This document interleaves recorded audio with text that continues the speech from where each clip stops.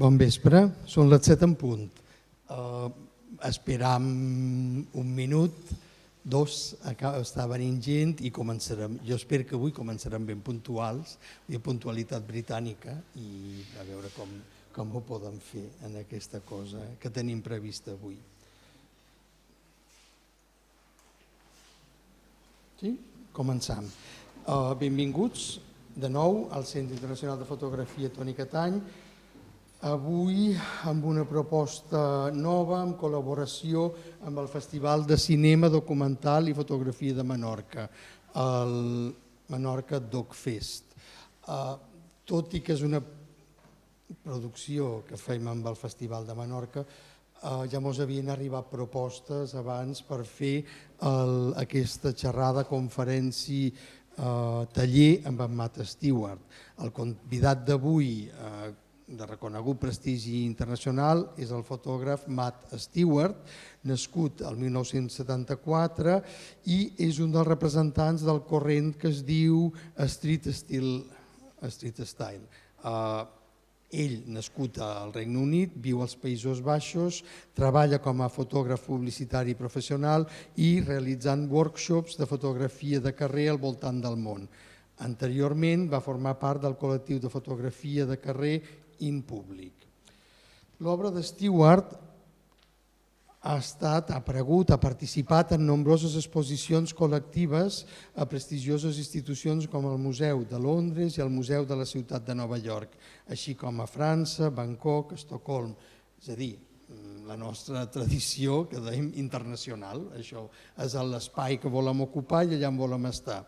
A més, la seva obra s'ha exhibit en exposicions individuals tant a la Gran Bretanya com als Estats Units, destacant el Museu de Londres, que ha adquirit obra seva per a l'exposició permanent, per a la col·lecció permanent.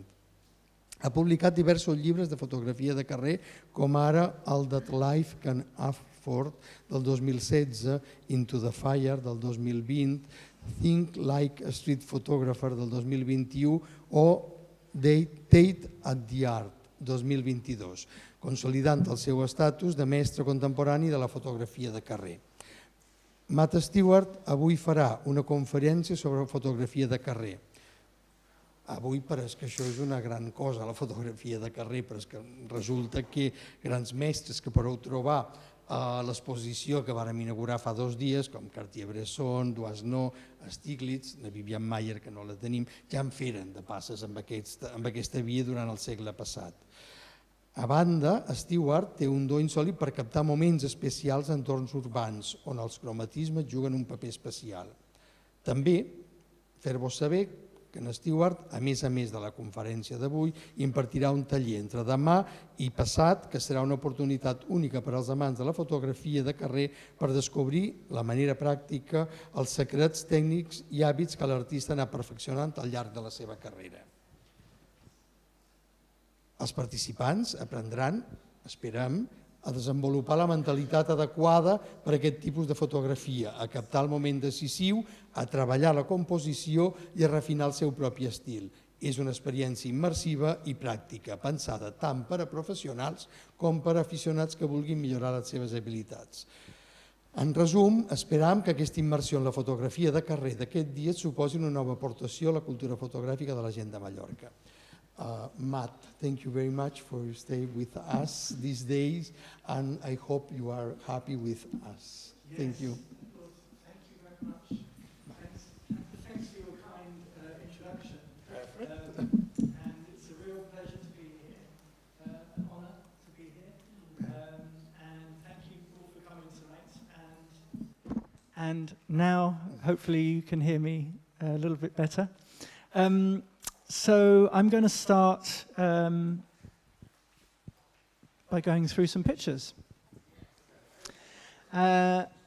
So let's start at the beginning. Okay, so this is me, age 10. And this was the first time that I became obsessed by something. And obsession is something that runs through my life quite a lot. And the first thing I was obsessed by was the trumpet. I was given a trumpet by my mother, who wanted me to be a trumpet virtuoso.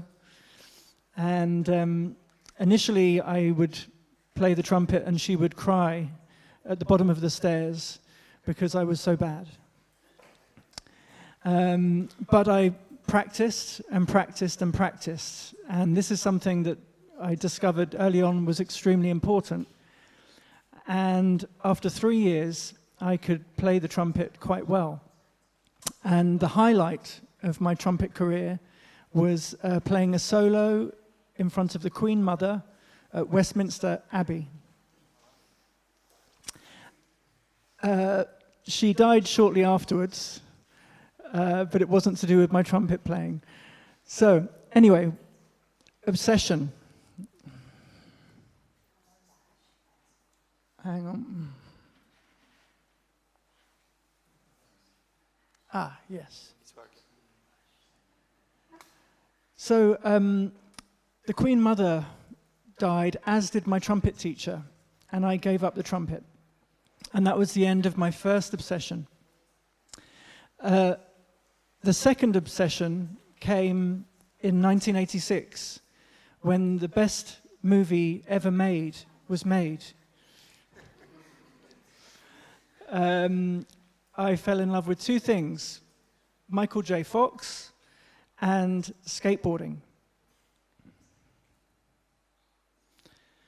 This is me in 1988, probably, and I fell absolutely madly in love with skateboarding and practiced and practiced and practiced every day. And I didn't stop practicing.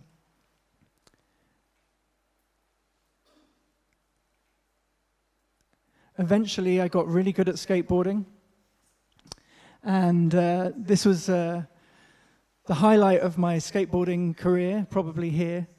And then I fell in love with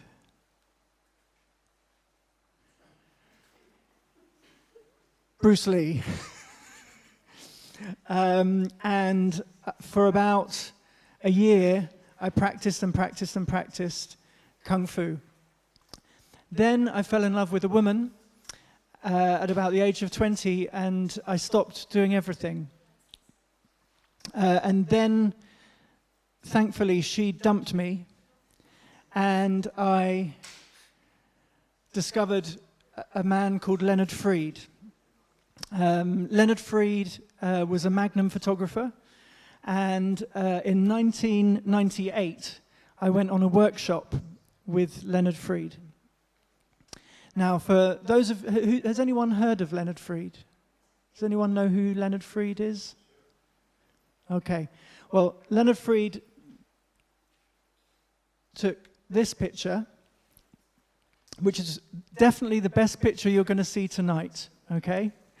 Leonard Freed was a very underrated Magnum photographer, and going to see him work and working with him for 3 or 4 days was a life-changing experience.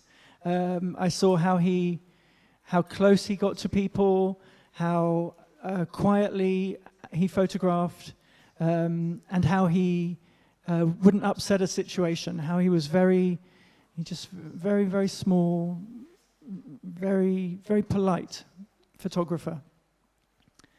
This is an amazing picture, by the way. Like, just quickly, like that. And also how it's split in half by his people and authority. Anyway, he was a great photographer. So, he used a Leica. I had to go and buy a Leica. My grandma died, and she left me £3,000. I had a £3,000 credit card debt that I could have paid off, or I could buy this camera. And of course, I bought this camera, and I still have the £3,000 credit card debt.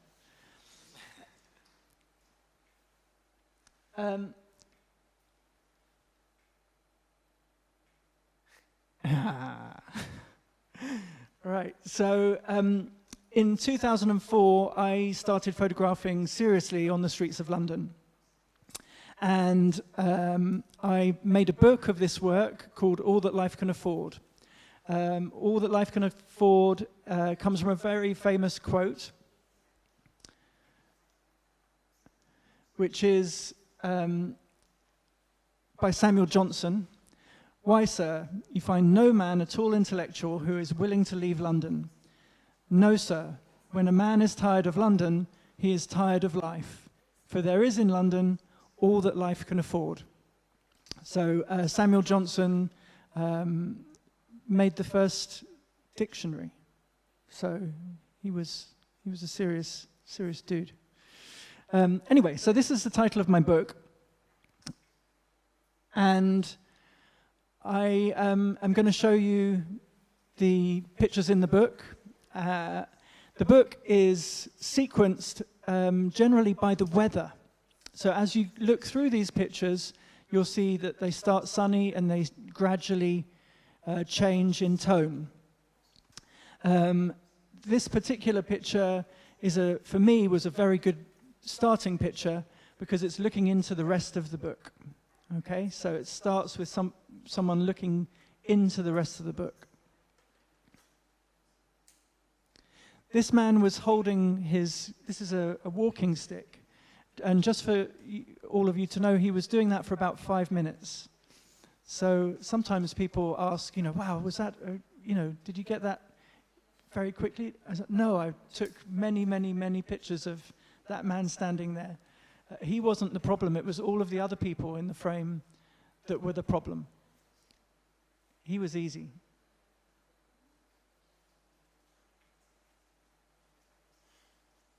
So it starts with sunshine. And I would wait on street corners at certain times of day to see how much information I could get into the camera. What is coming at me? There's a taxi, there's a newspaper, there's this arc of arms. And I would spend a ridiculous amount of time standing on street corners trying to get shots like this.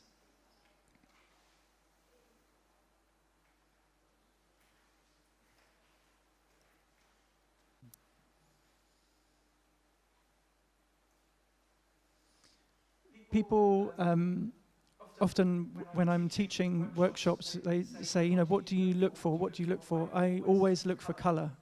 Color is the first thing, realistically, that I look for. I used to walk past this lady after taking her picture for many, many years after. And I often kind of wanted to say, I've got this picture of you, but I was too scared.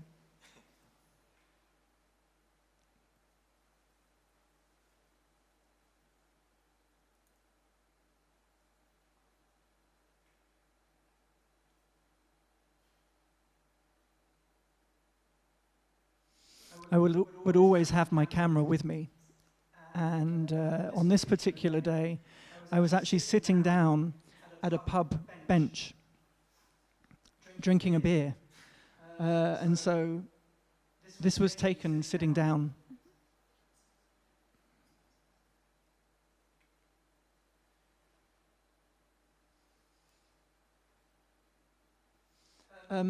This is a very busy picture, and the type of picture that I personally get very excited by. This is all to do with the index finger. On the side of the bus, it says, "Is our small print." And with this particular picture, all of the colors go together. There's these, this. But also, there's lots of pointing going on. And did I see it? No, I didn't see it. but I'm very happy that I've got it on film.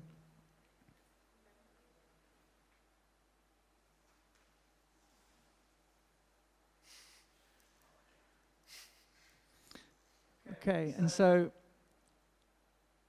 gradually, we lose the sunshine.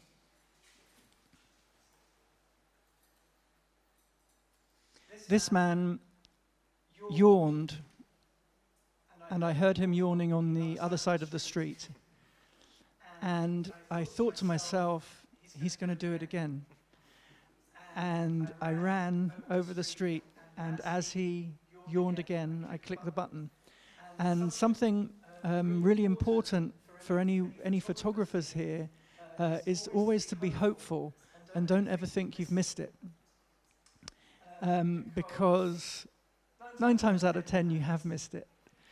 But that one times out of 10 that you think it's going to happen again and then it does, it makes your day. Anyway, so I thought this guy was going to yawn again, and he did.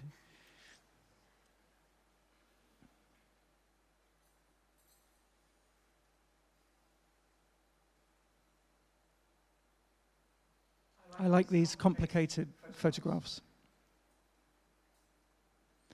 I really like how the ladies' faces are interlocking.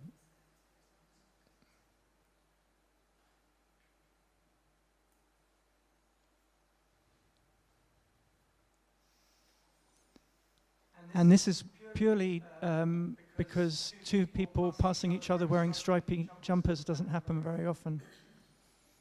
Nothing more.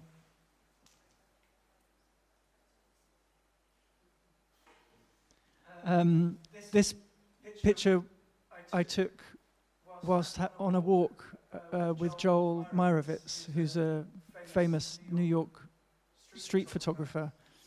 About 2 weeks before, I'd got an email from him saying, "Matt, really love your work. Would you like to meet up in London and go for a walk?"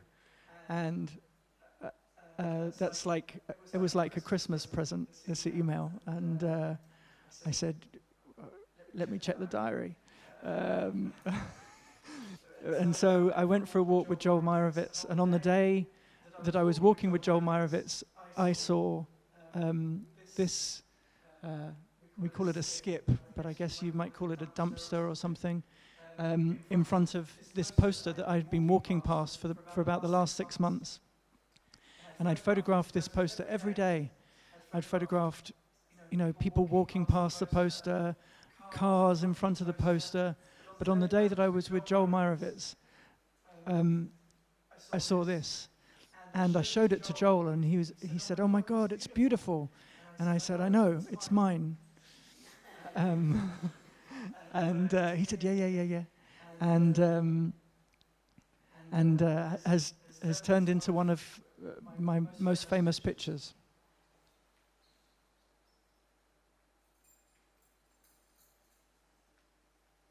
So now the weather is starting to change. Now there's a gust in the air.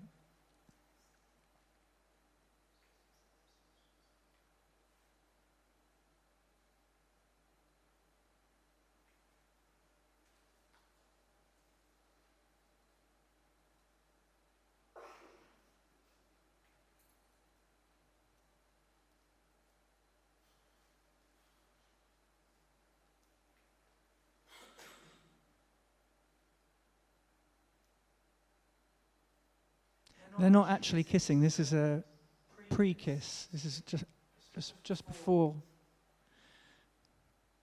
And I prefer kissing pictures where the kiss is not landed, because you're never quite sure whether it did or not.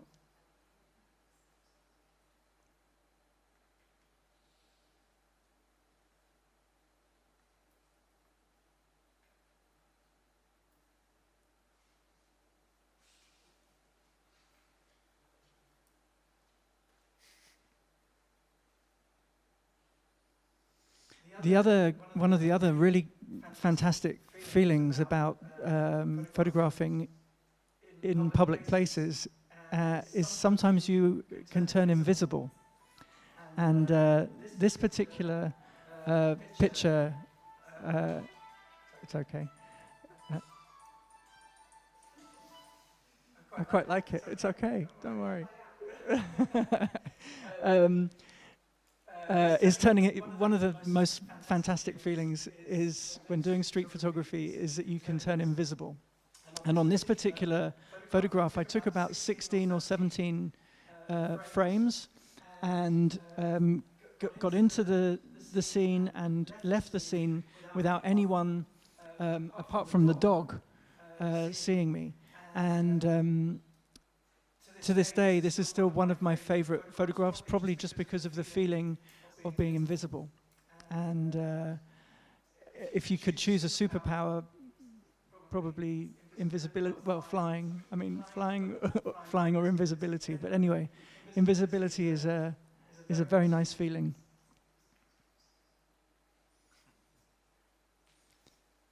This man was waiting to be filmed, and as he was waiting to be filmed, the man on the left came and picked up a ticket on his car that had been clamped.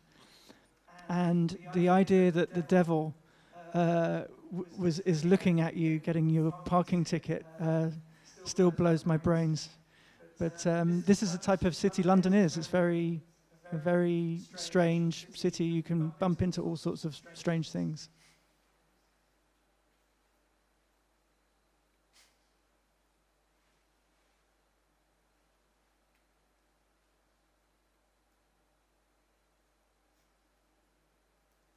This is a bit of a complicated photograph. It's one man who's probably lost and two men who know where they're going.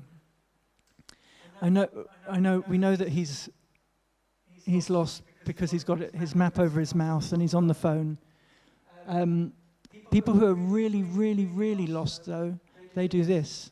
They go into the corner like this and look at their maps or look at their phones. So he's second degree lost. He's not the worst form of lost.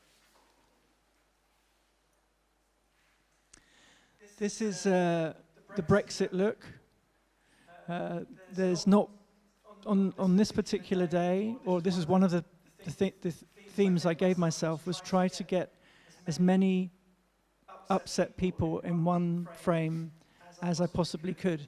And there's not one person in this picture who's happy.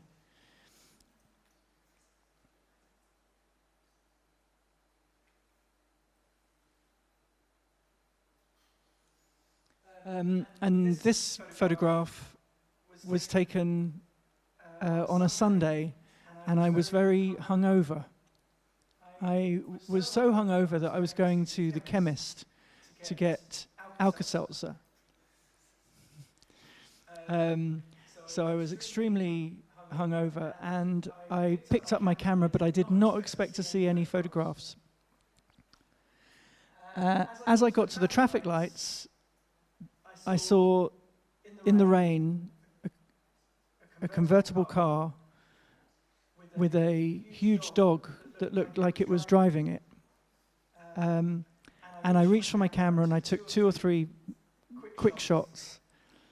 I went to the chemist, I went home, I was probably sick. I thought I was hallucinating. And about 3 or 4 months later, I got a phone call from the dog's owners, because they'd seen the picture in the newspaper. It was published in The Guardian. And this is often one of the things you really worry about as a street photographer, that someone's going to be upset, someone's going to not be happy about their photograph being published. And but what they asked me for was a print of the dog, because Joe, the dog, had died. Sad. And so I sent them a print.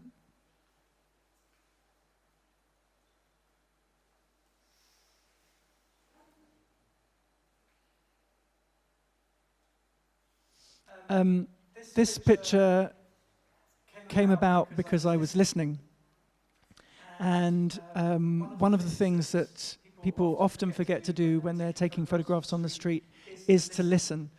And on this particular occasion, I heard 2 boys talking about doing a somersault. a somersault is a flip. And I followed the conversation to the grass where one of the boys did his practice somersault.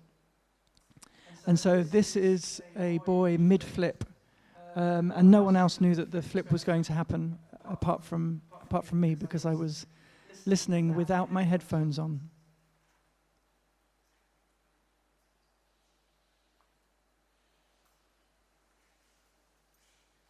This man did try to attack me, just to be honest, because he thought I was working for health and safety as he was not holding the ladder.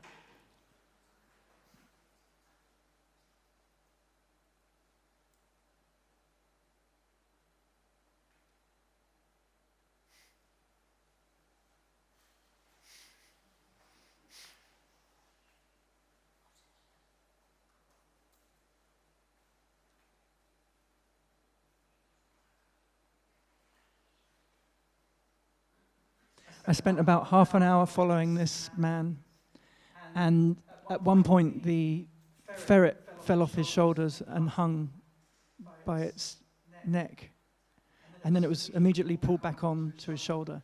So the animal was not hurt in any way.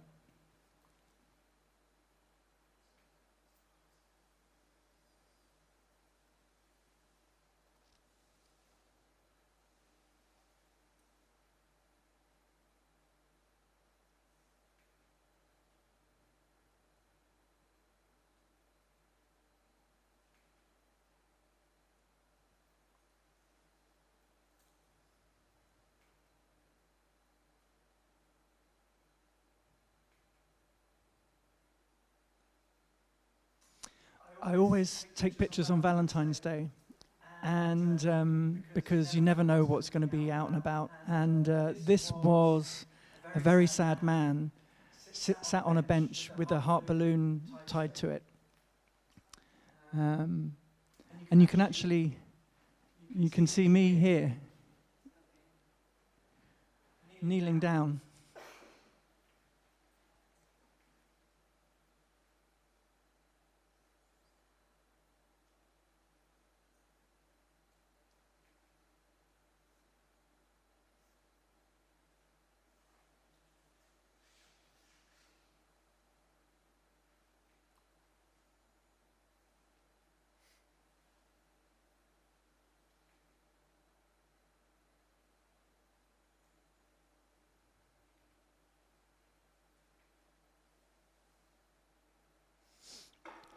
This was one of the luckier photographs that I've taken, and I saw a headless man walking down the street, and I ran after him and took 2 or 3 frames. When I got the contact sheets back, I noticed there was a man's shadow in the light. And that was totally lucky, and I didn't see it when I took it, but I was out there taking pictures. And the more you're out there, the luckier you get.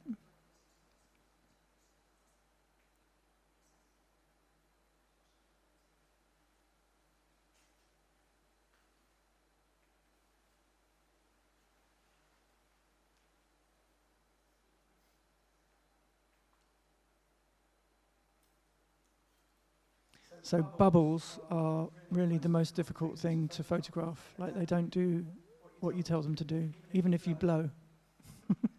So again, this was a very lucky photograph, and the likelihood of the bubble falling over this man's eye was 100 to 1. But and when you see this many bubbles flying towards someone, you take quite a few pictures. You don't just take one. There's this kind of myth of the decisive moment, but there are lots of indecisive moments around the decisive one. I think it's always worth reminding ourselves of that.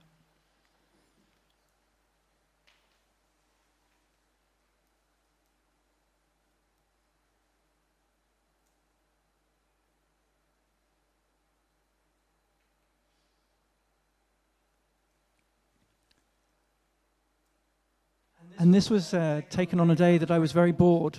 I was so bored that I sat down on the steps and started watching the feet going past. And I sat down there for about half an hour trying to just get pictures of the feet. And because I was so still, the pigeons started to get really close. And this particular pigeon promenaded. He walked up and down, up and down, up and down. And one of them, a little lucky thing happened in the top. And this is the last picture in the book. And this was a leaf that I saw outside my house. And I thought, oh my God, it's like the perfect leaf. So I ran inside and I got my 70 to 200 millimeter lens, and I got down on the floor and I photographed the leaf for about half an hour. And the builders who were working on my street came over and asked if I was okay, because I looked so peculiar. And anyway, I showed them the leaf and they understood why I had spent half an hour. But again, this took about half an hour of photographing to get it right. And I didn't touch the leaf in any way, but I just had to work around it. And probably took about 100 pictures of this particular leaf in order to get it right. So I just wanted to remind you all to take lots of pictures. Don't just think you got it in one. Okay, so that's my street photography book. Now what I'm going to do is show you some work from my second book, which is called Into the Fire. And this is taken in an off-grid encampment in America, in the Sonoran Desert. So it's quite close to the Mexican border. The place is called Slab City. And this is really a completely different tone of voice, this work.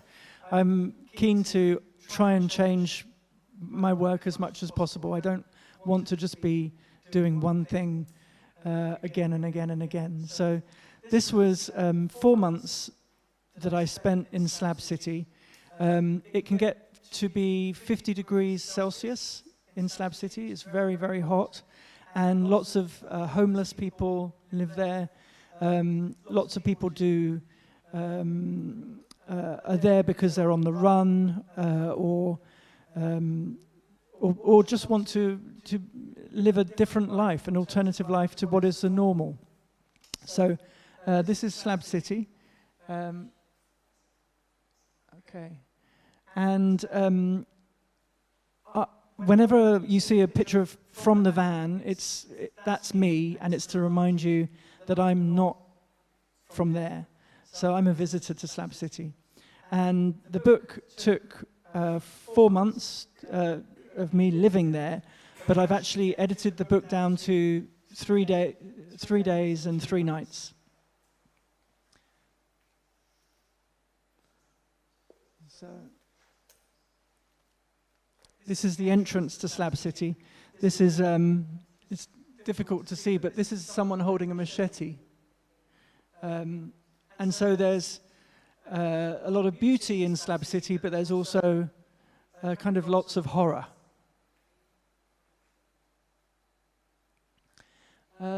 This was the van that I lived in.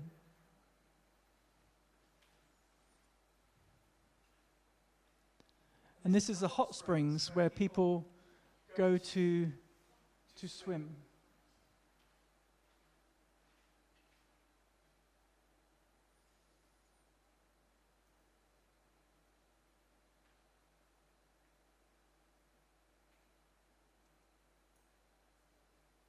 This is a young boy on his way to a wedding in Slab City.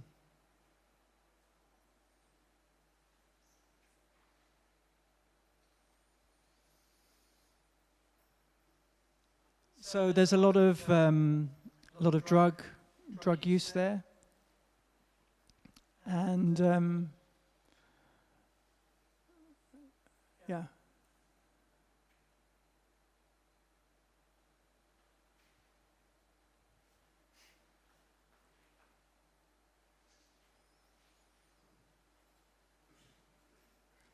there's no toilets, there's no sanitation. And people use bottles and things that make noise to stop people from coming into their camps. Oh, I was going to say there's a picture of a naked man. Hope no one gets upset by that. This is Tom, and he was in the hot springs, and I asked if I could take his picture, and he said, "How would you like me?" And I said, "However you want." And he said, "Okay, how about like this?"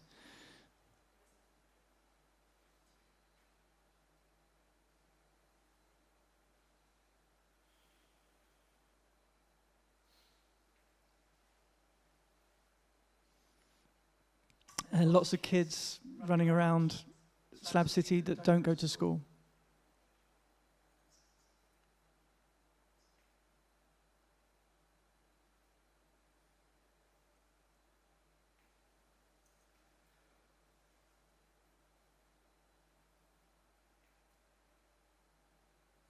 It gets so hot that people dig holes into the ground so that they can have a decent night's sleep.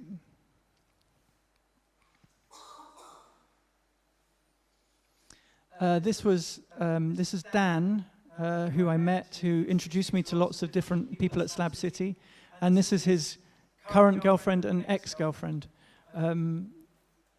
But now they're actually now they're both his ex-girlfriends. But at the time, it was and he had a strange relationship. Which so some people, you can't have a three relationship in normal society, but in Slab City you can do whatever you like. Anything that is lit green is usually a place that sells marijuana.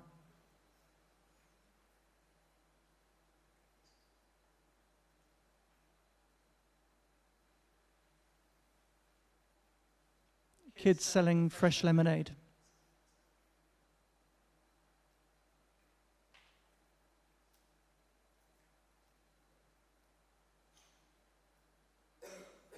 This is the pirate camp. And everyone at the pirate camp dresses as pirates. And they drink lots of rum.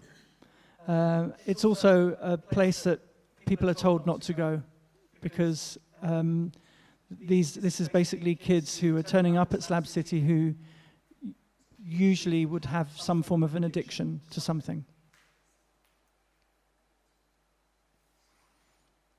This is a pirate.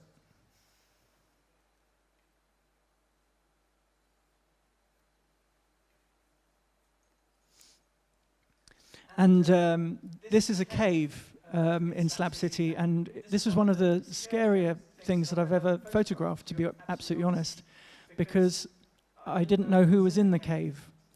And I stood outside the cave and took a picture and was worried about who was in there and whether they'd like me taking pictures of their cave or not.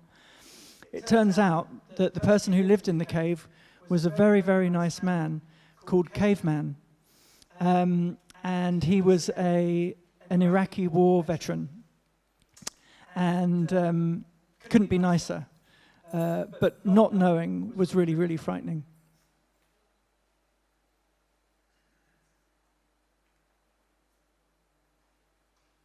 Another pirate.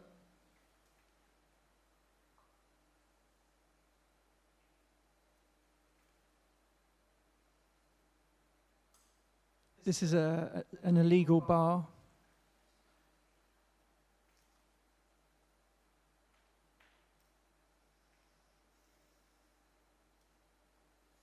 This guy is called Badger, and I have no idea whether he's still alive, but he was going every which way about not being alive. He was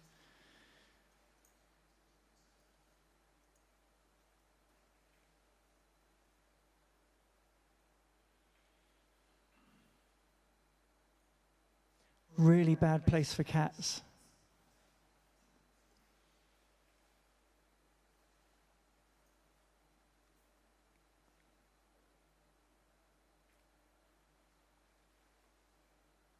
This is where people wash in clean water, which is freezing cold.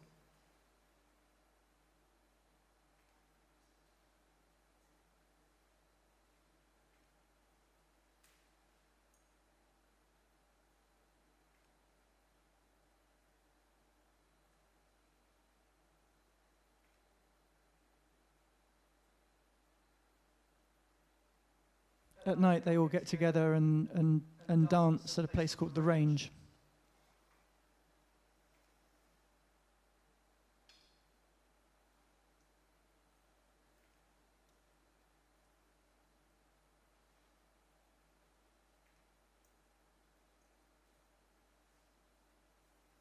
This is a snake that nearly killed me, but Dan took its head off with a spade. But it was very late at night and I almost trod on it. And I think if I had trodden on it, I'd have been dead, because it was 2 hours away from the nearest hospital.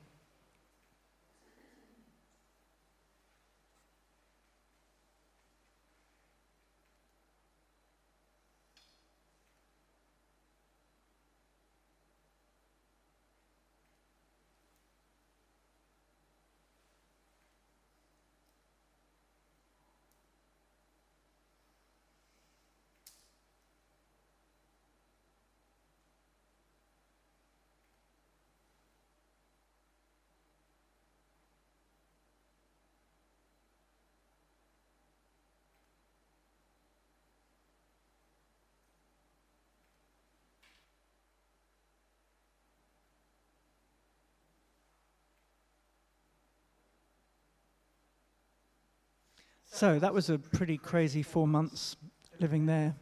I wouldn't do it again, but anyway, the experience will live with me for the rest of my life. Changing it, coming out of Slav City and changing it to something completely different. When I moved to the Netherlands in 2022, it was immediately locked down. We immediately had COVID. And I had nowhere to go, nowhere to photograph. No one was out on the streets. But I found one street that had lots of very colourful buildings on it. And I spent 7 or 8 months photographing these very colourful buildings at the absolute right time of day. So whatever side the colour was on, if it was 6 a.m. in the morning and that I needed to be there, I'd be there and photograph at 6 a.m. So anyway, these are, this is the idea for a cover, and the street was called Industrieweg. So this is completely different, and this is what I did during COVID.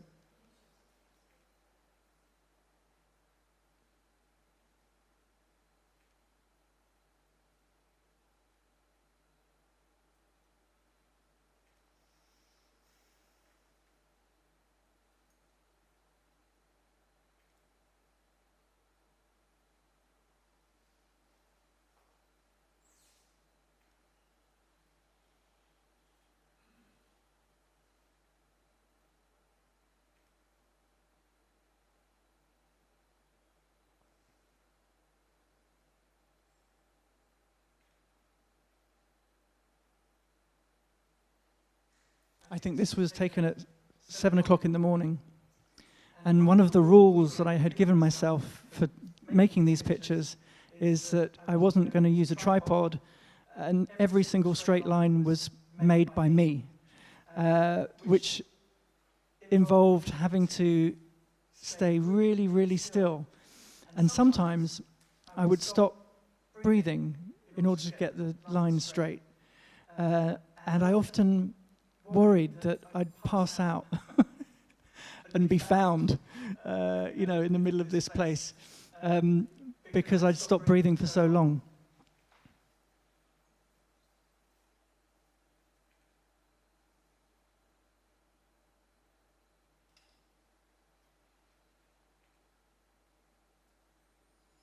And How are we doing for time?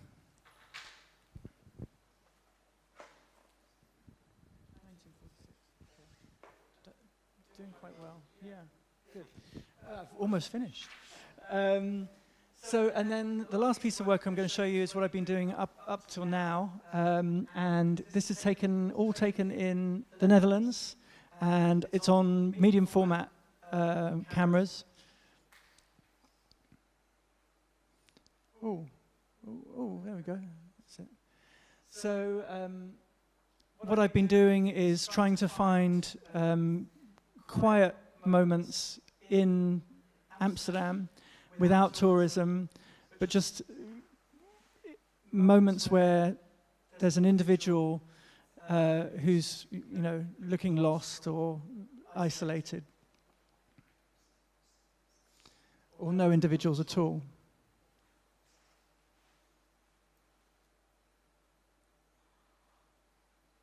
I almost want them to look like cartoons.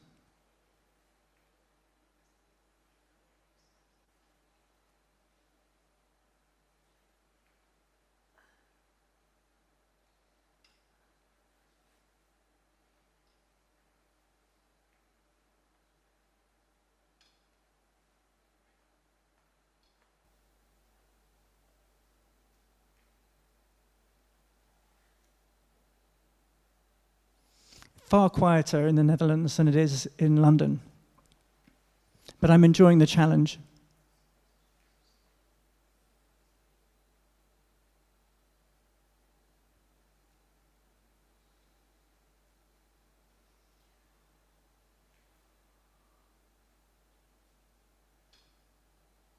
This one has a strange reflection.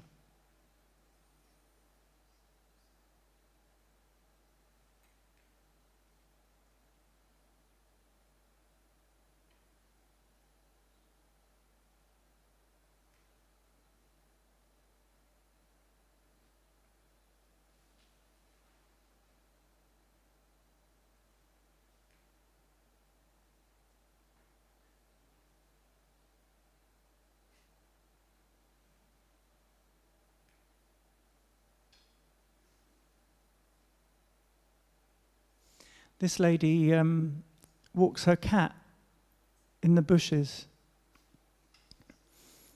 and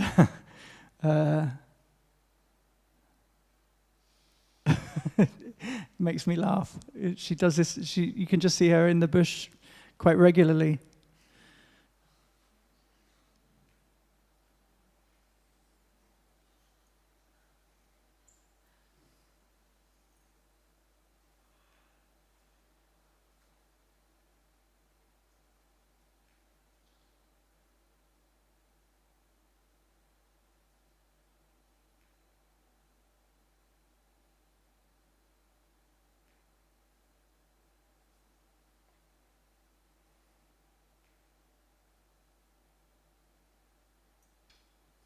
And that's it.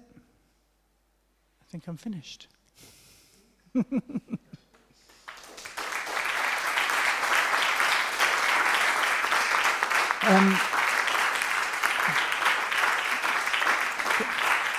Thank you.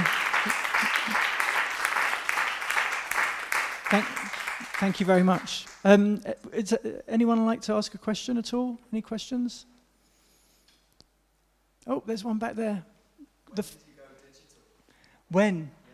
Yeah. In 2016, when I finished the London work, I just couldn't afford it anymore.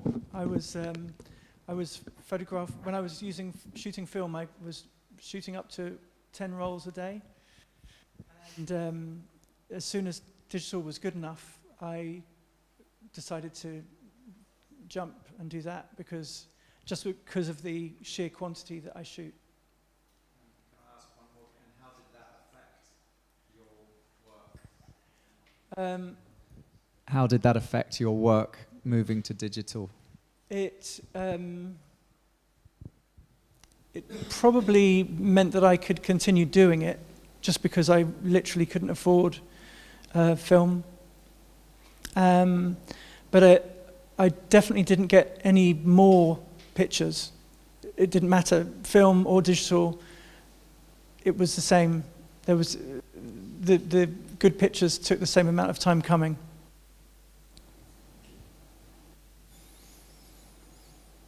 Anyone else? Are you still shooting street photography? Are you still shooting street photography, or you are more quiet like this? Yeah, I'm now? doing this more at the moment, just because the place is quieter. I don't have the same visual stimuli, and also I think actually Amsterdam, the tourism in Amsterdam is pretty serious. So not doing. If I'm doing street photography in Amsterdam, I'm overwhelmed with tourists, which I don't really want. Yeah. So this has been a way of continuing to shoot in a way that I like to shoot, but also quieter pictures. Yeah. Yeah, that's very sad, because this is the same. It's happening in Mallorca too. Yeah. I mean, me as a photographer, it happened the same. It's like you lose the interest in what's going on, because everything is fake. Yeah. Somehow. Amsterdam as well is another one of these city. It's a city that is overrun by tourism, and so yeah, it's difficult. It's funny, because then there is photographer like Martin Parr that we were talking before, that they take advantage of this tourism industry. But I think even for him now, it's, you can only take so many pictures of people taking selfies. Yeah. I mean, still the first work of Martin Parr was far more interesting than the last one. Yeah. Sí. The first work of Martin Parr is far more interesting than the last one, which is more only snaps. Yes, yeah, it's true. I think it's what we can do with tourism anyway. I don't want to talk well, about I mean, there's definitely something to be done here on tourism, but it's whether you can be inspired by it, because in a lot of cases it's depressing. And I think that's the problem, is that if you find it depressing to photograph it, then you're starting on the wrong foot. You need to embrace it, and it's whether you can do that or not. Yeah, but I mean, when you bring that to photography, I mean, it kills somehow the inspiration. Yes, yeah, unless you're Martin Parr. Yeah, I mean, I would love to see your street style in Netherlands. It's more tricky. Or in Mallorca. Try to do it these days. Try to do it tomorrow in Palma. I'll give it my best shot. I will bring you to some places. Okay, thank you. Okay, good. I think that's great. Anyone? No? Oh yeah. The boss. The boss, no. Thank you very much. But I want to ask only one thing. Les fotos tenen molt de components diversos. The photos, they have a lot of... tenen molt d'interessos diversos. La composició, el color, el moment, per acabar captant tots aquests moments que acabes reflectint amb les teves fotos i amb els teus llibres. Volia preguntar-te per una cosa més prosaica. Do you understand?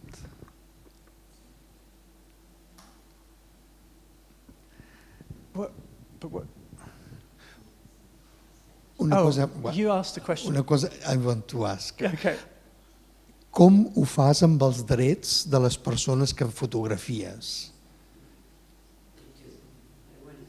Oh. Sure. So it's... No, com ho fa amb els drets de les persones que fotografien? Well, all of them come under the umbrella of art, and so none of the pictures were used for commercial reasons. So all of the pictures, it's okay to go out and take pictures of people on the street. There's no law that says, it's no law yet. At the moment you don't have problems? No problems. And you don't have right to think? No Okay. problems, no. That's fantastic. Stay lucky. Cross Yeah. the fingers. We can continue with that. Yes, yeah, kind for of the time things. being. For the time being. It's become trickier in some places.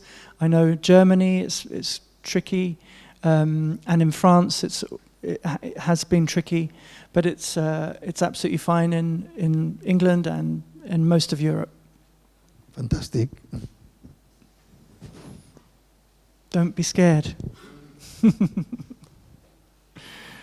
Okay. Okay, one more. Yeah. Yeah, okay. I mean, I was in. I want to talk about the Slab City. Mhm. I was there. I don't remember the year because I'm lost in the time. But I mean, it's a very difficult place until you get to know the people and they accept you, and after that they are very nice with it. But what kind of problems you found there with taking pictures to all that people? Yeah, good question. I mean, also with the money thing, because I know they don't have the money, and at the beginning that's what happened to us. They were against the money, but when they saw some money over there at some party or in the ranch and all this stuff, they all went very crazy trying to get all that money. Right. No, I mean, problems I had were, I didn't have many because I turned up and I was a strange guy from London, and they immediately were very friendly to me. They gave me a nickname, they called me London, and I was a nice person. I think the only times you have problems in a place like that is if you're not a nice person. And some people didn't want to be photographed, which was fine. Most people were very kind and didn't mind. And I would spend, to go swimming in a river with that young boy, I didn't just say get in the river and swim. I had to hang out with him for, good few weeks. I didn't have many problems. Every now and then you'd see someone who was extremely high and you'd avoid them. And I also had this friend who I made, Dan, who was kind of a bodyguard. So I didn't have any problems at all. You went by your own? I went on my own, yeah, and was scared a lot. Yeah, at the beginning, I was scared a lot. But after a while, my reason for doing it is because I'd spent 12 years photographing strangers. And what I actually wanted to do was to go to a city where I had to meet the people in order to photograph them. So I enjoyed the change of environment. Right. Thank you all very much. Oh, yes, hello. Gràcies per venir, i te volia fer una pregunta referent a què t'ha portat en Toni Catany a tu en les fotografies que has fetes d'ella o que has vistes?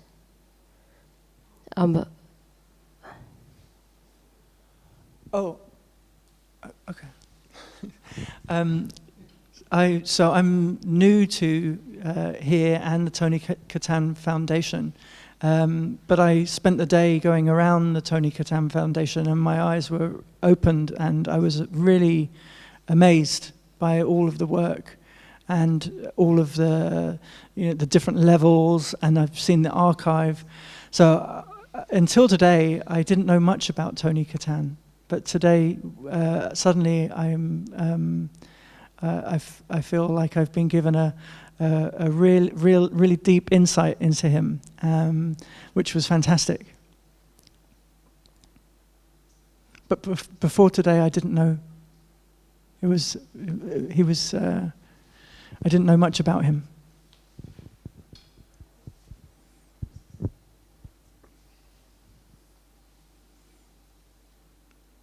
Okay, we're done.